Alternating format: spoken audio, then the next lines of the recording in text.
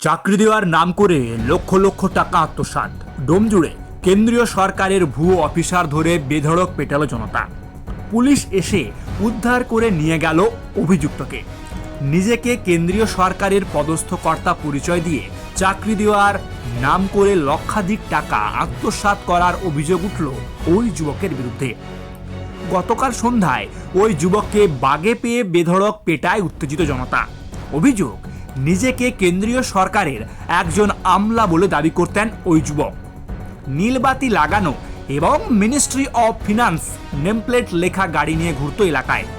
Rail সহ বিভিন্ন দপ্তরে চাকরি দেওয়ার নাম করে বেশ কয়েকজনের থেকে লক্ষাধিক টাকা আত্মসাৎ করে যুবক। গতকাল তাকে বাগে পেয়ে পেটাতে শুরু করে জালিয়াতির শিকার হওয়া ব্যক্তিরা। খবর পেয়ে ঘটনাস্থলে এসে ওই যুবককে উদ্ধার করে নিয়ে যায় পুলিশ। যদিও এই ঘটনায় এখনো পর্যন্ত কোনো লিখিত অভিযোগ দায়ের হয়নি ডোমজুড় থানায়। অভিযুক্ত ব্যক্তি আদেও কি কোনো সরকারি দপ্তরের পদস্থ কর্তা নাকি বড়সড় জালিয়াত, ঘটনার সদুত্তর এখনো পাওয়া যায়নি।